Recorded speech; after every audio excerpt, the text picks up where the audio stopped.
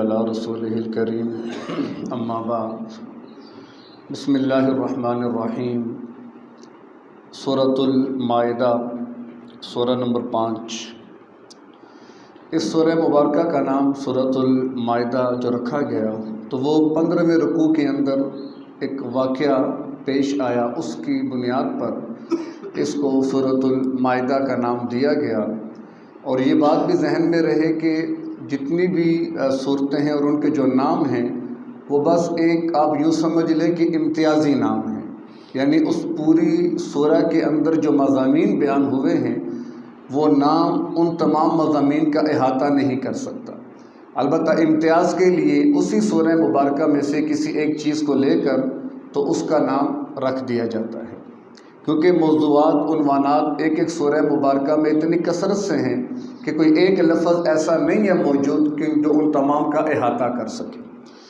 زمانہ نزول سورہ کے مضامین سے ظاہر ہوتا ہے کہ یہ صلح حدیبیہ کے بعد سن 6 ہجری کے اواخر میں یا پھر سن 7 ہجری کے اوائل میں نازل ہوئی تھی۔ اگر اس کے مضامین اور تاریخ کا مطالعہ کیا جائے اور اس کی جو آگے تفصیلات آ رہی ہیں تو وہ زمانہ بنتا ہے 6 یا 7 ہجری کا، اور اس میں چونکہ سن 3 ہجری میں جنگ احد، پھر اس کے بعد جنگ خندق بھی پیش آ چکی تھی، اور جنگ خندق کے بعد گویا کہ مسلمانوں کا رعب کفار پر آ گیا اور وہ دب گئے۔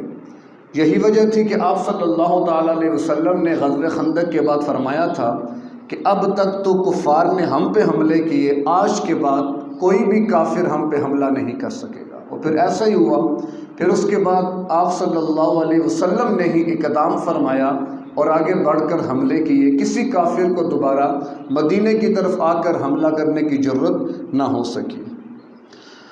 اسی دور میں آپ صلی اللہ علیہ وسلم نے خواب دیکھا کہ فرماتے ہیں حضرات صحابہ سے کہ ہم بڑے امن و امان کی حالت میں بیت اللہ کا طواف کر رہے ہیں، اور چونکہ انبیاء کے خواب وہی حکم ربانی ہوتے ہیں تو لہٰذا پھر آپ صلی اللہ علیہ وسلم اور صحابہ نے تیاری شروع کی۔ ذی القعدہ سن 6 ہجری میں آپ نے رخت سفر باندھا۔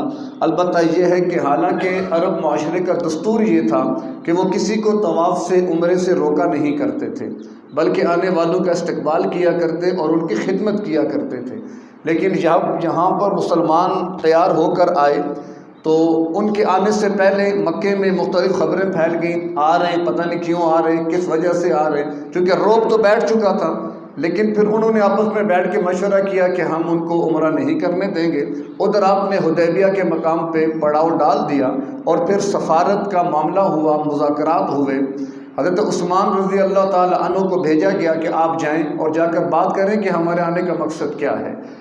حضرت عثمان کو ان لوگوں نے کہا جی کہ آپ چونکہ آ گئے اور ہمارے بڑے بھی ہیں، لہٰذا آپ بشک طواف کر لیں، ہم باقی کسی کو اور حضور کو نہیں آنے دیں گے۔ حضرت عثمان نے فرمایا یہ کیسے ممکن ہے، اصل قبلہ تو میرے محبوب ہیں، اگر وہ موجود نہیں ہیں تو میں بیت اللہ کا طواف کیسے کروں، میں یہ کام نہیں کروں گا ان کی غیر موجودگی میں اور ان کے بغیر۔ اتنے میں افواہ پھیلائی گئی، حضرت عثمان کو شہید کر دیا گیا۔ تو آپ صلی اللہ تعالیٰ علیہ وسلم نے پھر جو صحابہ آپ کے ساتھ تھے ان کے ساتھ موت پر بیعت لی کہ ہم عثمان کے قتل کا بدلہ لیں گے، قصاص لیں گے۔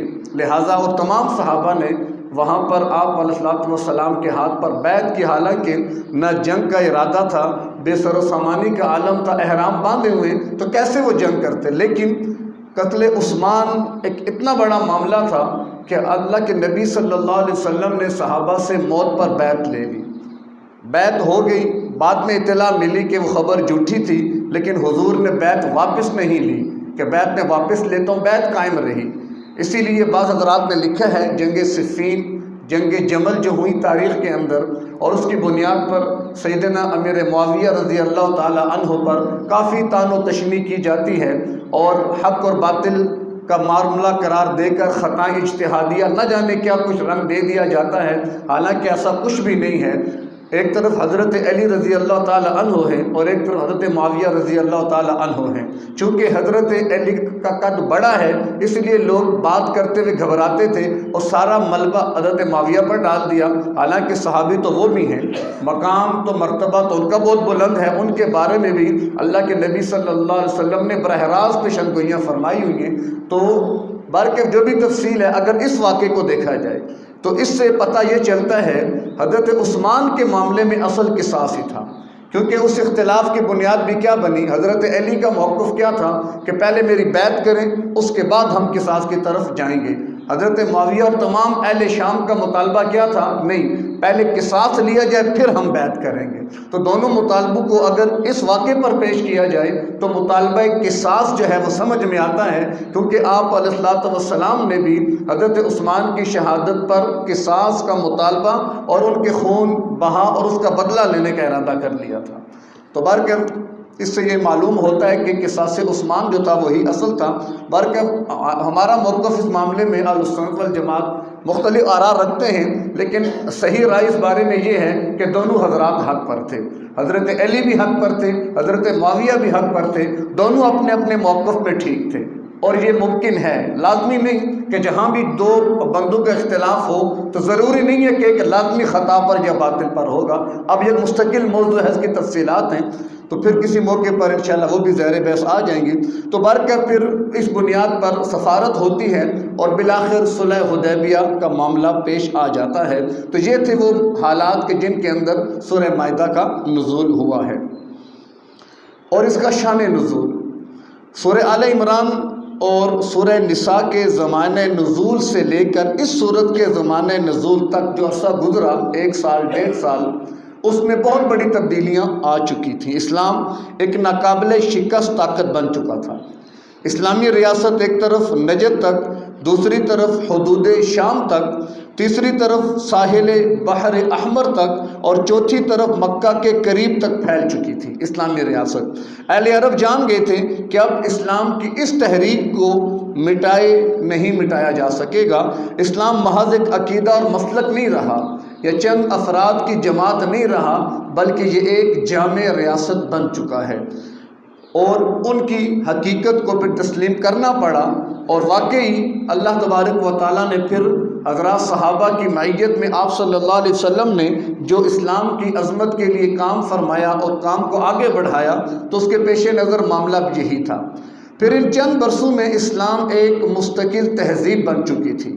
اخلاق، معاشرت، تمدن، ہر چیز میں اسلام کے ایک امتیازی شان سامنے آ گئی، گویا کہ اس کو مستقل بنیادوں پر ایک تہذیب مان لیا گیا کہ جس میں مختلف امور جہاں ایک ریاست کے اندر پائے جاتے ہیں تو بہرکیف جن کو بے سر و سامانی کے عالم میں مکہ سے بے دخل کیا گیا تھا اس بنیاد پر کہ یہ ختم ہو جائیں گے، اب ان لوگوں نے بھی دیکھ لیا کہ یہ ختم تو نہ ہوئے، البتہ ایک مستقل تہذیب بن چکے اور ایک مستقل ریاست بن چکے ہیں۔ تو لہٰذا صلح حدیبیہ جو ہو گئی تو اس میں کچھ رکاوٹیں جو پہلے سے موجود تھی اس صلح کے بعد تو ختم ہو گئی کہ اب جنگ نہیں ہوگی 10 سال تک، اگلے سال عمرہ ادا کیا جائے گا۔ تو اس دوران آپ صلی اللہ علیہ وسلم نے بھرپور فائدہ اٹھایا اور آپ نے اسلام کی دعوت کو عرب سے باہر کی طرف بھیجنا شروع کیا۔ اس کی بنیاد پر آپ نے ایران، روم، مصر اور عرب کے بادشاہوں کو خط بھی لکھے جن کی تفصیلات کتب سیرت کے اندر موجود ہیں۔ تو اس موقع پر گویا کہ آپ یوں سمجھ لیں احد کے بعد 3 سے 4 سال کے عرصے میں اسلامی ریاست بہت مضبوط بھی ہو گئی اور بہت دور تک پھیل گئی۔ تو اس کے پیش نظر کہ اب چونکہ اسلامی ریاست مضبوط بھی ہو گئی، اس میں ٹھہراؤ بھی آ گیا، اس کو مستقل مان بھی لیا گیا، اس کی حیثیت کو بھی تسلیم کر لیا گیا، تو اس بنیاد پر اس سورہ مبارکہ کے جو مضامین ہیں بڑے وہ 3 ہیں۔ سورہ مائدہ میں 3 بڑے مضامین بیان ہوئے۔ اس میں سب سے پہلا مسلمانوں کی مذہبی، تمدنی اور سیاسی زندگی کے متعلق مزید احکامات اور ہدایات دی گئی کہ اب چونکہ آپ لوگ مضبوط ہو چکے ہو، ایک ریاست کے طور پر سامنے آ چکے ہو، لہٰذا اب تہذیب کے حوالے سے یہ روش، اب اس میں کیا تھا، حلال حرام کا ضابطہ، نکاح کے حوالے سے بہت ساری تفصیلات، پھر اسی طرح اور بھی بہت سارے امور کہ جن کے بارے میں سورہ مائدہ کو اگر ڈیپلی تفصیل سے پڑھا جائے تو بہت ساری چیزیں سامنے آنے لگتی ہیں کہ اللہ تبارک و تعالیٰ نے بہت سارے خاص طور پہ حلال اور حرام کہ کیا چیزیں حلال ہیں کیا چیزیں حرام ہیں، ان کے حوالے سے بڑی تفصیل سے اس میں بیان کیا گیا۔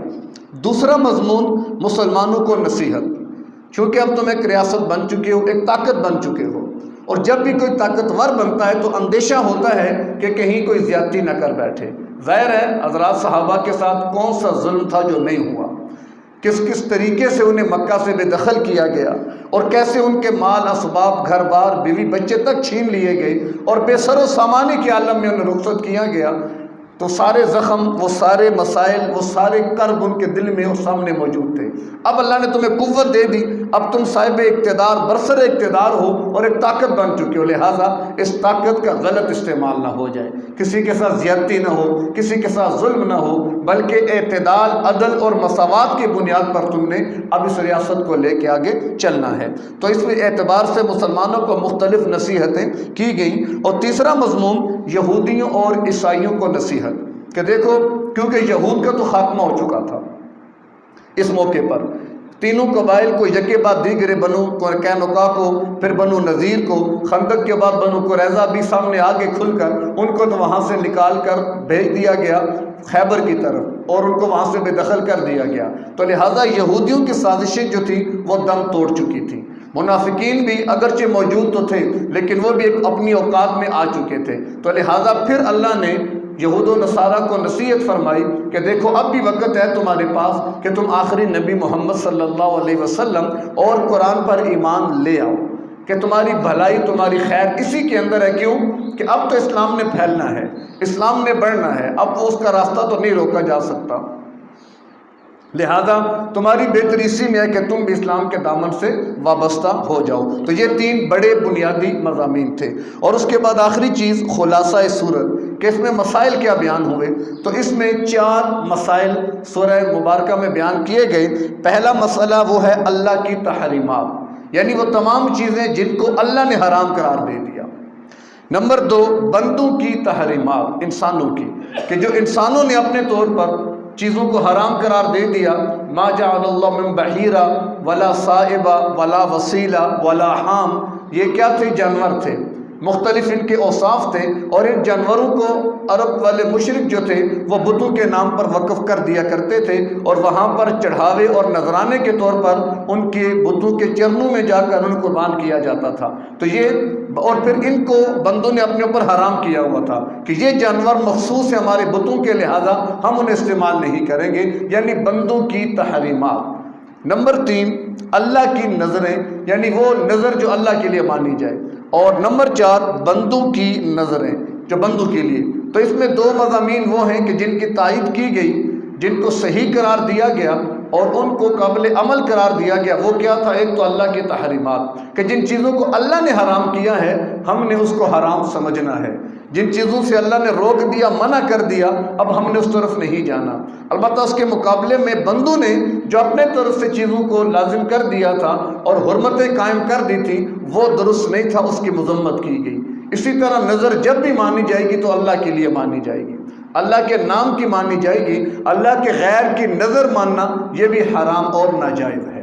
عموماً ہمارے معاشرے میں یہ چیز ہوتی ہے کہ ہم نظر مان لیتے ہیں کہ ہمارا کوئی بھی کام ہو جائے گا تو فلاں مزار پہ ہم چاولوں کی دیگ دے کر آئیں گے، ہمارا فلاں کام ہو جائے گا تو فلاں دربار پہ، پھر اگر آپ درباروں پہ جائیں تو خاص کر اگر درخت وہاں پر ہو تو اس کی تو حالت بگڑی ہوتی ہے، پتہ نہیں کتنے اس پر تالے، کئی تالوں والے درخت ہوتے ہیں، تالے لگے ہوتے ہیں۔ بھئی یہ کیوں تالے لگائے گئے؟ یہ نظر مانی ہے، لوگوں نے تالے لگا دیے۔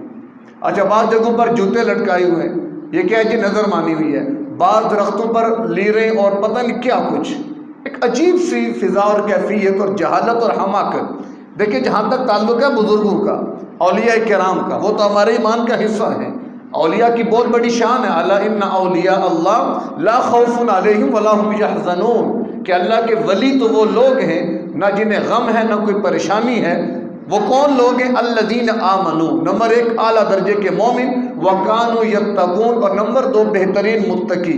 یعنی ولایت کے لیے بنیادی 2 شرطیں خود قرآن نے دی ہیں، ایک تو ایمان میں کامل اور نمبر 2 تقوی میں کامل۔ اس بنیاد پر پرکھیں آج کے ان پیروں کو جو اس بنیاد پر پورا اترے، ہماری سر آنکھوں پر، ہمیں اس سے کوئی لینا دینا، کوئی جھگڑا نہیں ہے، لیکن آج کل جو ایک رسم بن چکی ہے، ایک رواج پڑ چکا ہے اس حوالے سے کہ بزرگ جو تھے وہ چلے گئے، اب آگے ان کی نسلیں در نسلیں وہ کیا ہے، تختوں پر بیٹھی ہیں اور گدیاں انہوں نے سنبھالی ہوئی ہیں، جس کے بارے میں اقبال نے یہی کہا تھا کہ بڑا بہترین ان کا شعر تھا کہ مسند ارشاد ملی ہے وراثت میں انہیں، مسند ارشاد ملی ہے وراثت میں انہیں، زاغوں کے تصرف میں عقابوں کے نشے مند، زاغ کہتے ہیں کوے کو، کہ جو عقابوں کا نشے مند تھا اس پر کوے آ کر بیٹھ چکے ہیں۔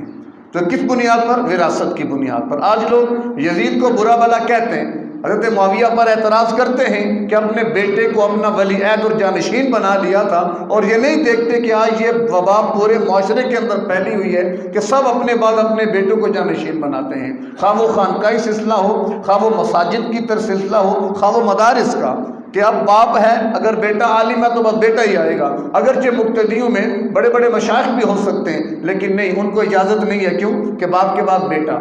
تو وراثت یہاں پر بھی چل پڑی، جس کی وجہ سے آج امت کا یہ حال ہو چکا کہ قابل لوگ بیچارے کے پیچھے رہ گئے اور نااہل قسم کے لوگوں کو ذمہ داریاں دی گئیں کہ جنہوں نے پھر ستیہ ناش کر کے حلیہ ہی بگاڑ کے رکھ دیا۔ تو بارکاف نظر جب بھی مانی جائے گی تو اللہ کے لیے، کہ میرا کوئی بھی فلاں کام ہو جائے گا تو میں اللہ کے لیے روزہ رکھوں گا، یا میں اللہ کے لیے حج کر دوں گا، اللہ کے لیے نوافل پڑھوں گا، اللہ کے نام پر کچھ پکا کے دے دوں گا، یہ تو درست ہے۔ پھر جب نظر مان لی جائے پھر اس کا پورا کرنا بھی کیا ہوتا ہے، ضروری ہوتا ہے۔ البتہ جو ہمارے معاشرے میں نظر کا تصور ہے وہ نظر کا تصور ٹھیک نہیں ہے، کیوں؟ نظر ماننا بھی عبادت ہے۔ نظر کے پیچھے فلسفہ کیا ہوتا ہے کہ آپ کسی ہستی کو مختار کل سمجھ رہے ہیں، با اختیار سمجھ رہے ہیں، اور اپنا معاملہ جو آپ سے حل نہیں ہو پا رہا اس کی تکمیل اور کرنے کے لیے آپ اس پر اعتماد کرنا چاہتے ہیں کہ اس کی وجہ سے میرا کام ہو جائے گا۔ اور ظاہر ہے یہ صفت کہ میرے ہر معاملے کو جاننا اور اس کو پورا کرنے پر قادر ہونا، یہ کس کی صفت ہے؟ اللہ کی۔ اللہ کے ماں سوا میرے حالات کون جان سکتا ہے؟ لال شہباز کرے پرواز تے جانے راز دلاں دے، ہمارا تو یہ نظریہ ہے۔ اب لال شہباز دلوں کے راز کیسے جانے گا؟ ٹھیک ہے ان کا مقام مرتبہ بہت بلند ہے، لیکن وہ الہ اللہ کے درجے پہ تو نہیں ہم پہنچا سکتے نا، کہ دلوں کے راز جاننا اللہ کی صفت ہے۔ اگر آپ اللہ کے غیر کو تو شامل کریں گے پھر بتائیں نا شرک اور کس چیز کا نام ہے؟ خیرت کا نام جنوں رکھ دیا، جنوں کا خیرت، جو چاہے آپ کا حسن کرشمہ ساز کرے۔ تو یہ میرے اختیارات نہیں ہیں، یہ میرے اللہ کے اختیارات ہیں، کہ ہر چیز کا علم ہر وقت میرے اللہ کو ہے، ہر جگہ پر موجود میرا اللہ، میری ہر حالت اور ہر ضرورت سے باخبر وہ اللہ ہے، اور اسے پورا کرنے پر قادر بھی وہ اللہ ہی ہے۔ اللہ کے ماں سوا کسی ہستی میں اتنی، ہاں وسیلہ بنا سکتے ہیں، اپنے معاملات میں وسیلہ بنا سکتے ہیں کہ فلاں بزرگ کو وسیلہ کر کے مانگے اللہ سے، اس کی اجازت ہے، لیکن وسیلہ بنانے کا مطلب نہیں کہ ڈائریکٹ وسیلے سے مانگ لیا جائے کہ بس جو کرنا ہے وہ آپ نہیں کرنا ہے۔ کتنی سوشل میڈیا پر ویڈیوز آتی ہیں، باقاعدہ پگڑی بھی ہے، داڑھی بھی ہے، جبہ بھی ہے، اور صاحب قبر سے کلام ہو رہا ہے کہ یہ کب صاحب قبر ہم پر یہ حالات آ گئے، ہم پر یہ حالات آ گئے، ہم پر یہ حالات آ گئے، کچھ رحم کریں، کچھ کرم کریں۔ اللہ کی پناہ، پتہ نہیں کہاں سے یہ بگڑ جاتے ہیں یا کہاں سے دھوکہ لگتا ہے ان لوگوں کو۔ تو بارکہ یہ اس سورہ مبارکہ کے اندر اس پر تفصیلی بحث کی گئی ہے کہ خلاصہ جس کا یہ بنتا ہے کہ اصل اختیار وہ اللہ ہی کا ہے، بس اللہ کے ماں سوا کسی کے پاس کوئی اختیار نہیں ہے۔ اور کائنات میں سب سے عظیم ہستیاں انبیاء کی ہوتی ہیں۔ زکریا علیہ السلام اولاد نہیں دی اللہ نے، مریم علیہ السلام کو دیکھا بے موسم کے پھل کھاتے ہوئے، تو ہنالک دعا زکریا ربا، تو وہاں پر زکریا نے رب سے دعا کی کہ اللہ مجھے بھی اولاد دے دے، کہ زکریا علیہ السلام کی اولاد نہیں ہے، وہ بھی اولاد لینے میں اللہ کے محتاج ہے۔ خود اللہ کے محبوب پیغمبر حضرت عائشہ رضی اللہ تعالی عنہ تشریف فرماتے، پڑوسوں کا بچہ کھیلتا کھیلتا آیا حضرت عائشہ کے پاس، آپ نے گود میں رکھ لیا، اتنے میں حضور تشریف لے آئے۔ اب حضرت عائشہ نے حضور کو دیکھا، حضور نے حضرت عائشہ کو دیکھا، پھر گود پہ بچے پہ نظر پڑی تو حضرت عائشہ کی آنکھ میں آنسو، گویا کہ وہ چاہتی تھی کہ کاش میری بھی اولاد ہوتی تو میں اسے کھلاتی۔ اللہ کے نبی سمجھ گئے کہ ان کے دل میں کیا ہے، تو کہا کہ یہ خزانے میرے اللہ کے پاس ہیں، میں بھی تمہیں اولاد نہیں دے سکتا۔ ایک حضرت خدیجہ رضی اللہ تعالی عنہ، ان سے آپ کی اولاد ہوئی، اور ایک آپ کی باندی تھی ماریہ قبطیہ رضی اللہ تعالی عنہ، ان سے ایک بیٹا ہوا، باقی کسی بیوی سے آپ کی اولاد نہ ہو سکی۔ تو کہنے کا مقصد یہ ہے کہ ہر چیز کا اختیار میرے اللہ کے پاس ہے۔ اللہ جس کو جو چاہے اللہ دینا چاہے کہ روک نہیں سکتا، جس کو اللہ نہ دے کوئی دے نہیں سکتا۔